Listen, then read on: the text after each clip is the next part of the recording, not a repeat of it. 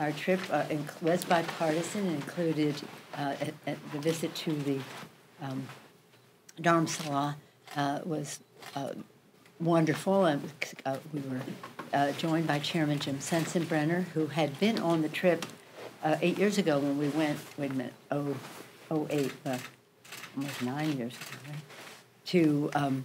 To India and to visit His Holiness. So this was a return trip both for Mr. Sensenbrenner and for me. And he spoke beautifully at the felicitation ceremony, which we will Twitter.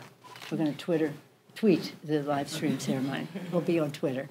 And then we're joined by the ranking member, the top Democrat on the Foreign Affairs Committee, Eliot Engel, the chair of the Lantos Human Rights Commission in the House of Representatives, the bipartisan committee, Jim McGovern, who's, I call him the spiritual leader of our trip, Congresswoman Betty McCollum, who has been with us to Tibet and a champion for human rights, Congresswoman Judy Chu of California, Joyce Beatty of Ohio, and Pramila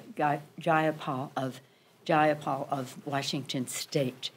We were particularly delighted to have a freshman. I always bring a freshman member on a leaders trip just to see the future and the constant reinvigoration of the Congress. And in this case, Congresswoman Jayapal was born in India. She'll tell her story, but everyone was delighted to see the entire delegation, particularly delighted to see Congresswoman Jayapal.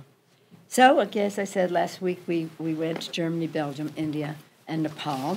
Our delegation discussed a number of bilateral issues and regional concerns with our partners, and we were honored to be received by His Holiness the Dalai Lama.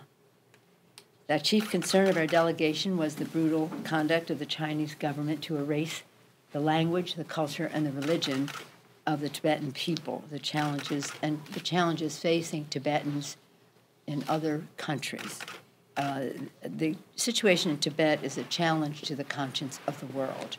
China weighs more heavily on any country, corporation, or personality who speaks out for the Tibetan people. It uses its economic status or any leverage to silence the voices of friends of Tibet. But if we do not speak out against oppression in China and Tibet because of their economic power, we lose all moral authority to talk about human rights anywhere in the world. In every meeting, we emphasize the strong bipartisan support in Congress, bipartisan in the House, bipartisan in the Senate, for the autonomy of Tibet, for preserving the religion, culture, and language of the Tibetan people, and for Tibetan populations in all nations. Our delegation provided us with the wonderful opportunity to see the aspirations of the Tibetan people firsthand, especially in the eyes of the Tibetan school children in Dharamsala. To some in China, an authentic, autonomous Tibet may seem inconceivable. The Chinese may think, we're never going to let this happen. To us, it is inevitable. We have to shorten the distance between the inconceivable to the Chinese government and the inevitable to the Tibetan people.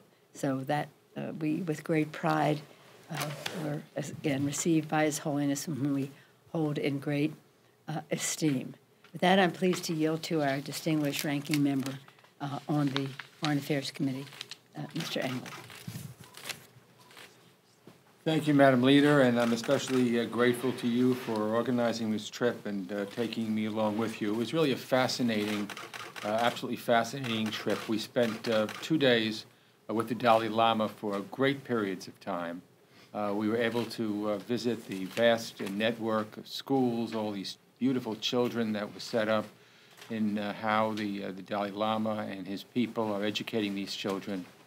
And let me say that I deeply appreciate India's hosting of more than 150,000 Tibetan refugees in India since 1959, including His Holiness the Dalai Lama, who has been an inspiration for people all around the world.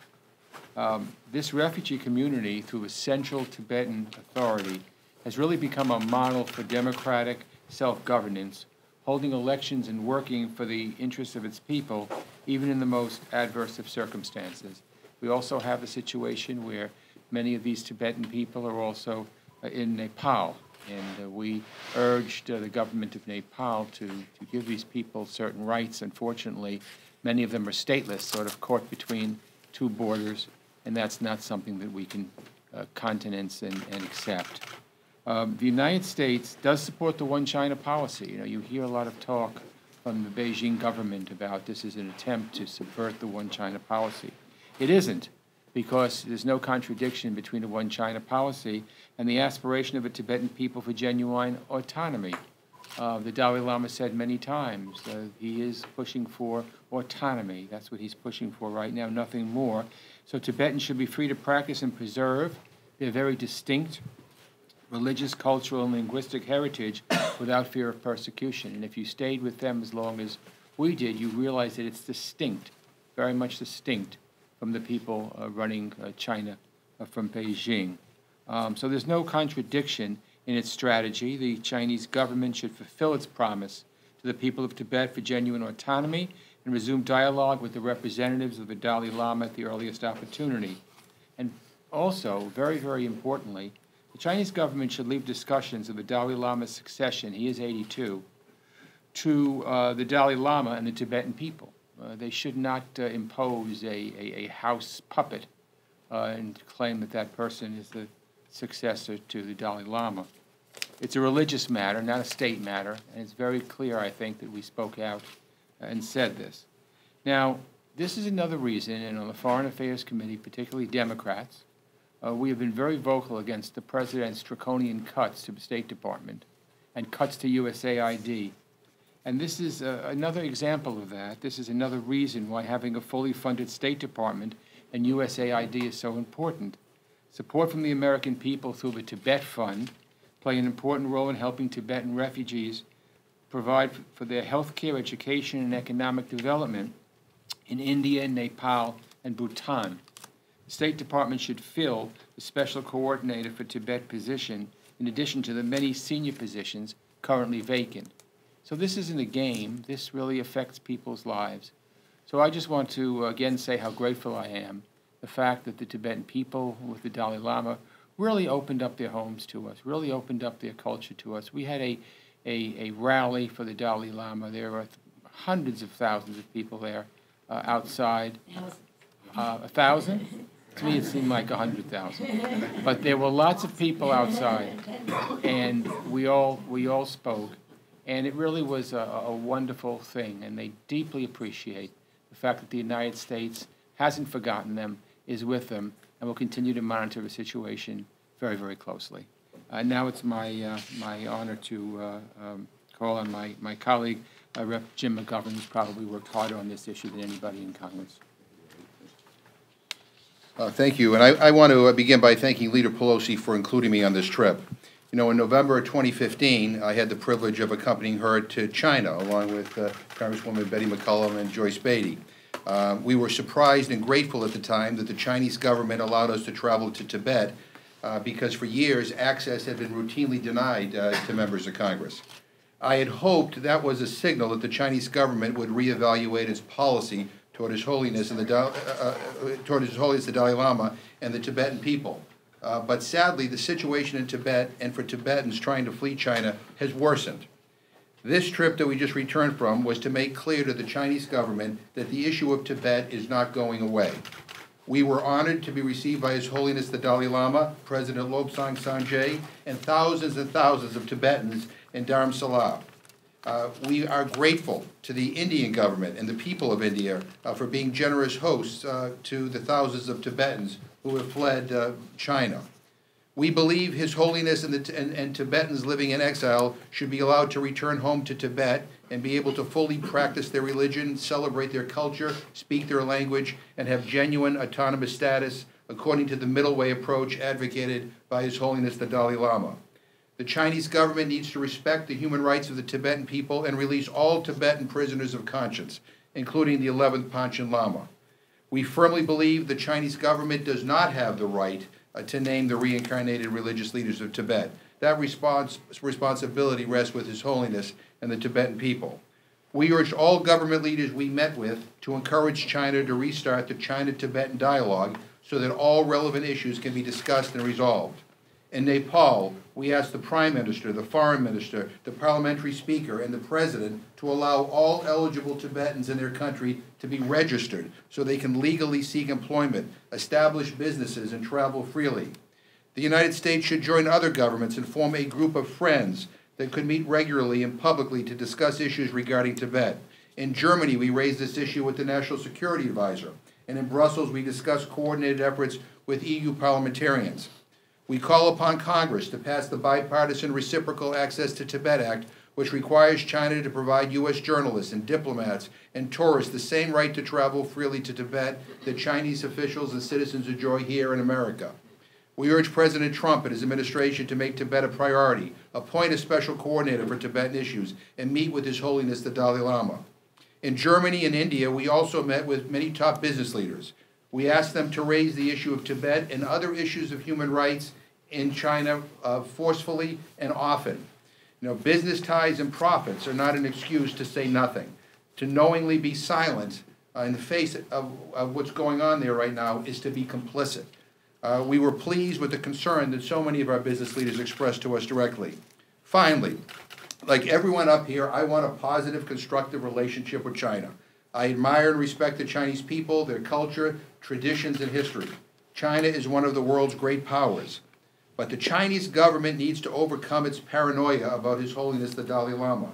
It is a mystery to me why a man of peace, love, justice, and truth is viewed with such fear. He is not threatening to break up China. He only wants to go home along with other Tibetans to live their lives. And I hope that that day comes soon. And with that, I would now like to introduce my colleague from Minnesota, Representative Betty McCollum. Thank you. Thank you, Jim, and thank you, Madam Leader, for asking me to join you on this very special trip. As my colleagues have said, it was a tremendous honor to meet His Holiness the Dalai Lama. He's a remarkable man who's just spread compassion throughout this world. And I was very pleased to bring greetings from the Tibetan community in the Twin Cities to the Tibetan officials and the Tibetans who have been living in exile in India and Nepal. There's a consensus among Democrats and Republicans that we must continue to support His Holiness and the Tibetan people, both in their struggle against their oppression in China and their commitment to preserving their Tibetan culture. We must speak out against the mistreatment of the Tibetan people by the Chinese government, no matter what pressure Beijing brings, as my colleagues have already said. And it couldn't have become more clear to me than the trip that I was on in November in Tibet, in interacting with the monks, with the people from the Tibetan area, the guarded way in which they approached us. It was a fragile conversation that you had with people. They knew that they were being watched and watched all the time. When meeting with the refugees, the Tibetans in Nepal and in India, there was an openness, there was a relaxation, there was an embrace of who they were and not afraid to show who they are to us as Americans visiting there and trying to support them. It is with great disappointment that the Chinese government has not found a way forward to find the middle way, as the Dalai Lama has spoken about, so that the Tibetan culture can once again be vibrant and be in its home in China. As my colleagues and I also focus on human rights, I did take to heart the few moments that His Holiness spoke of our obligation to environmental stewardship. And being in the school with the Tibetan children made me realize His Holiness's message, once again, is for all of us, to live in peace, to live in harmony with one another and our planet. And I couldn't agree with him more. The conversations that we are having today and need to continue to have on human rights in Tibet is an important conversation to have. And I will firmly commit to not only have those conversations here in the United States with the people back home in Minnesota, my colleagues here in Congress, but with my colleagues who serve in governments all around the world. Thank you. I'm sorry. No. Judy and I sat next to each other on the plane for so long I've taken her for granted. I apologize. Well, I am Congressmember Judy Chu, and I am so thankful to Leader Pelosi for inviting me on this trip, which was a very, very moving experience. I will never forget talking to the young women of the Tibetan exile community in Nepal. They said that even though their community has been there for 20 years, because they have no legal status and are stateless, they cannot open a bank account. They cannot buy a car. They cannot buy a house. They cannot even open up a business in their own name. They are barred from most jobs. They are impoverished, and they are condemned to this impoverished state. But Nepal refuses to change this because of pressure from the Chinese government. And I will never forget seeing the hundreds of children greeting us with such warmth and love in Dharamsala, India. We watched as these charming kindergartners recited and read words in the Tibetan language. But then I was stunned to learn that these children were smuggled by their parents from Tibet to Dharamsala to live there forever. These children could most likely never see their parents again, but the parents were willing to make that sacrifice so that their children would learn the Tibetan religion, language, and culture. Well, the Dalai Lama said when we were there that the issue of Tibetan autonomy is an issue of justice. Now that I've been there, I understand totally. It is a justice for a people that merely want to practice their own religion, language, and culture. America was built on the fundamental principles of freedom of religion and speech. These are our values as Americans. Let us make sure we uphold these values and that we do not let this horrible injustice continue around the world. And now I'd like to yield to my wonderful colleague from Ohio, Congressmember Joyce Beatty. Thank you, and good afternoon. I join my colleagues in thanking Leader Pelosi for this great opportunity, because it was an honor to be part of this congressional delegation, an experience that allowed respectful, meaningful, albeit sometimes challenging dialogue on many universal perspectives related to human rights, freedom of religion, freedom of culture, freedom of speech, economic development, and defense. While the countries we visited were separated by thousands of miles of land and water, we were not always far apart on the need to strengthen and unite economic partnerships, focus on counterterrorism, defense, and human rights. This trip provided many historic opportunities. Leader Pelosi providing guidance and insight to leaders just 10 days before the NATO meeting with heads of state and government. Conferencing with the government of Nepal leaders just days before the country's first local election in 20 years. And even meeting with presidents, prime ministers, ambassadors, and families and children from Tibet. You've heard the story of the children that were forced to leave their home. But the good with that, they were loved in a culture of teaching them and reminding them of their Tibetan culture. And even sitting with the Dalai Lama to hear firsthand his journey of being in exile for some 50 years, yet he was able to speak to and live with boundless compassion and not anger, and suggested to us when angry, widen your perspective. Meeting and speaking with the Dalai Lama brought to my mind similar philosophies of Dr. Martin Luther King and Gandhi, who both advocated for nonviolence resistance, civil disobedience, and the best way to change human conditions around the world is through peace. Lastly, let me just say, reflecting on our journey, I am confident that we left an indelible mark, letting all those we met know that we represent a government that will never back down from the difficult conversations. We will take the lead on ensuring human rights is recognized through the world. We stand with the people of Tibet. We stand with the Dalai Lama, and we will continue to advocate here and abroad. Thank you, Leader Pelosi, for your continued leadership on improving the rights of all citizens of the globe. I am proud to stand with you in the bipartisan delegation, and it is indeed my honor to yield to the freshman colleague, my friend, Congresswoman Pramila Jayapal.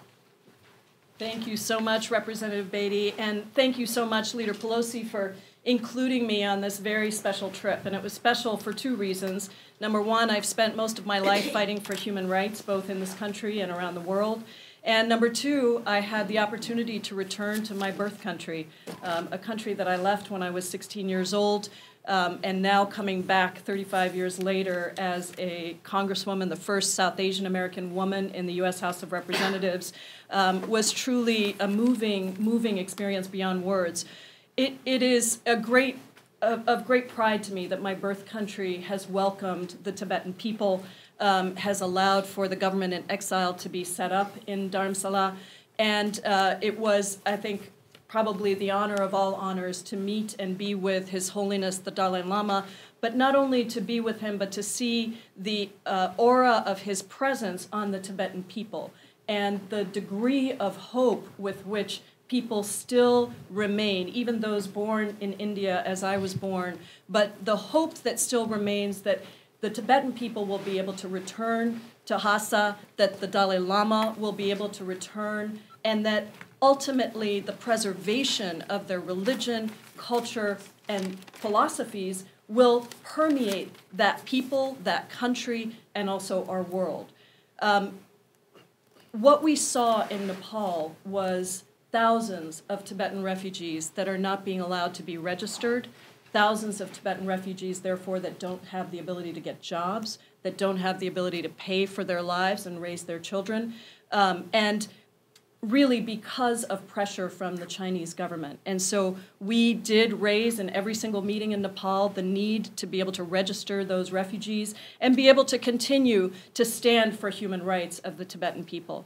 What we saw in Dharamsala was children, as you've heard, and teachers, some teachers who have been there for 20 years, not only teaching the children about their ways and their culture and their religion, but also being parents to people who were, as you heard, smuggled over. One gentleman that we spoke to was smuggled over in luggage at the age of 11 to the border and brought into Dharamsala. So I'm so proud to be part of a delegation that has prioritized the human rights of people, that does not see a contradiction between economic freedom and security and human rights. Those two things must go together, and I think our message to the Chinese government and to any other governments that are feeling pressure is that this is the moment to speak up, not to stand down. And as Representative McGovern said, we have a number of things we're going to continue to push for, and we look forward to doing that. So with that, let me turn it back to our leader, Nancy Pelosi, who, as the Dalai Lama said, has been one of the great friends of His Holiness, one of our great champions for human rights. Thank you, Leader Pelosi. Thank you very much. Thank you to all of my colleagues for their dedication to American values as demonstrated in their leadership on this issue of the religion, culture, and language of the Tibetan people. What I do want to say about our trip, though, is we were able to speak to so many people in leadership and in governments because of the caliber of people on the trip and their standing on issues. Because all of our visits to any country are about our national security, our economic security, jobs, and about our values and our security of our integrity of our values. So when Mr. Sensenbrenner was there, of course, he speaks to many from the Judiciary Committee, but from leadership on many issues. Mr. Engel, as ranking member on the Foreign Affairs Committee, spoke with authority on issues relating to our international relationships and our international security. Congressman McGovern, in addition to his human rights work, of course, is on the Rules Committee and the Agriculture Committee, so they're very interested in issues that related mutually in terms of agriculture. Congresswoman Betty excuse me, Betty McCollum, all these, are they Irish, Scotch? I don't know. Betty McCollum is on appropriations on the Defense Committee as well as on the Interior Committee. In our country, interior means natural resources, not internal security. But she spoke to them about issues that relate to our mutual interest in global security as well as climate issues as well. And Congresswoman Judy Chu's on Ways and Means, needless to say, our meetings with the business community and government leaders. They were very curious about what's going to happen to the border tax, and she spoke with authority on that and other subjects as well. Congresswoman Beatty is on the Financial Services Committee, and they had issues of mutual concern in terms of the Financial Services Committee and speaking from the standpoint of civil rights in America. So it was an income inequality and economic justice and the rest. And then Congresswoman Jayapal is on the Judiciary Committee, and of course there were interests in H-1B visas and other issues that come before that committee. So we had a full array of issues to discuss, and because of their heft in terms of their standing on these issues, we were able to get the attention of so many people that we could talk to then also about human rights. So it was very important. We did thank Prime Minister Modi for the hospitality of the Indian people to His Holiness Dalai Lama and the Tibetans there. So again, we will tweet the felicitation ceremony at which our members spoke. Mr. Sensenbrenner made us all very proud with his comments, as well as we were inspired by His Holiness Dalai Lama. So, Tashi Jalai. Any questions on this subject? Any questions on this subject, or do we thoroughly? We do have questions on other subjects. In a moment. What can you do besides speaking out? Any legislation? I'm going to yield to Mr. McGovern because he has been our champion on this. I mean, we can, I mentioned this legislation that has been introduced, the Reciprocal Access to Tibet Act, which basically requires China to give access to our journalists and our diplomats and tourists to travel freely in Tibet, like they enjoy here.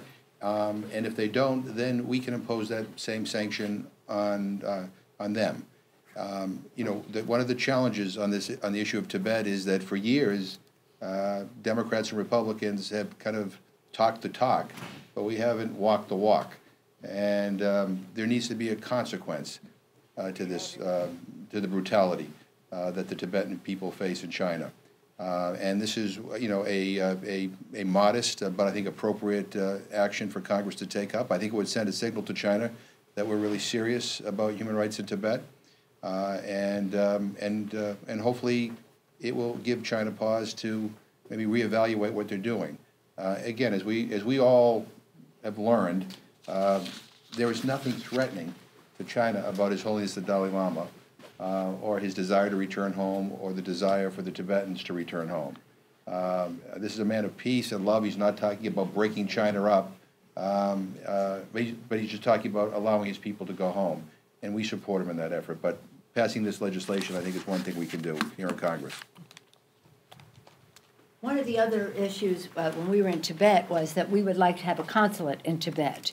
When we were there, the Tibetan officials said to us, well, we want more people to come to school here, to the Tibetan University, to see our culture, this and that. Well, their Simonization of the culture, the resettlement of Han Chinese, et cetera. But we said to them, people are not going to send their children to school here unless there's a U.S. consulate here, because you're so far from Beijing. So as China wants more consulates in the United States, we think in the spirit of reciprocity that Mr. McGovern has advanced, that we should be able to have a consulate, and that should be a priority, a consulate in Tibet as well. Any comments that you would like to make, my colleagues, on this subject?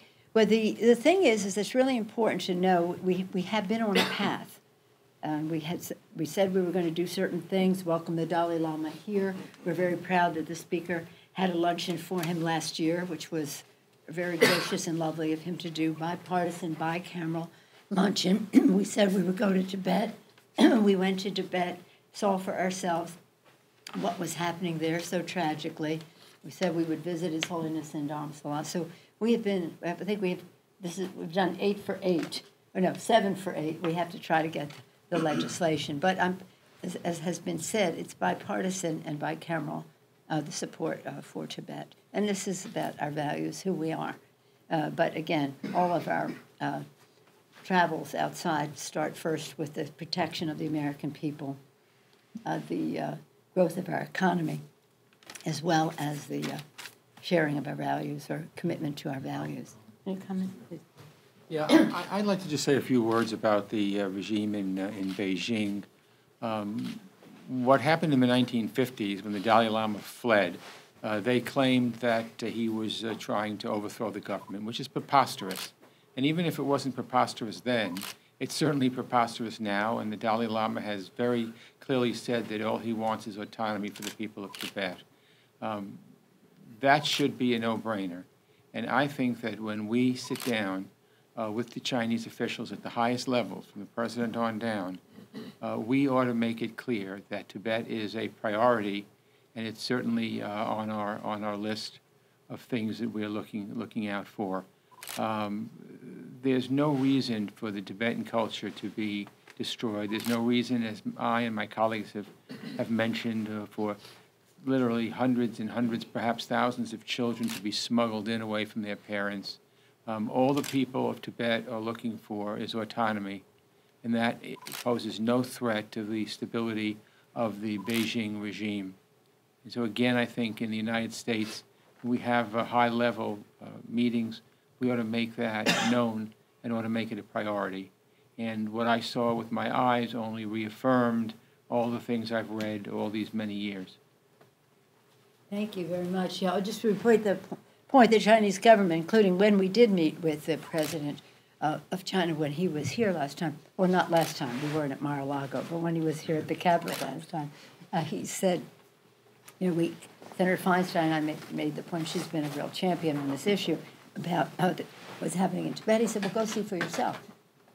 And we said, fine, give us a visa, because for 25 years I've been trying to get a visa to get into Tibet. Tibet is a harder place for reporters to get into than, I believe, North Korea is. They really keep it blocked. But in any event, thank you for your question. Could we follow up on the, I guess, the topic of whatever else. Mr. Trump's comments to the Russians in the meeting last week? Yeah. Excuse me a second. My colleagues, you're welcome to stay and join the conversation if you like as we proceed. But thank you all for coming. And we, again, feel very proud of the commitment, bipartisan commitment. And by the way, in terms of what Mr. Engel said about the State Department budget, I think the opposition to it, the cuts in the State Department budget, will be bipartisan. I think it will. We will have strong bipartisan support to oppose a 30% cut in our diplomacy.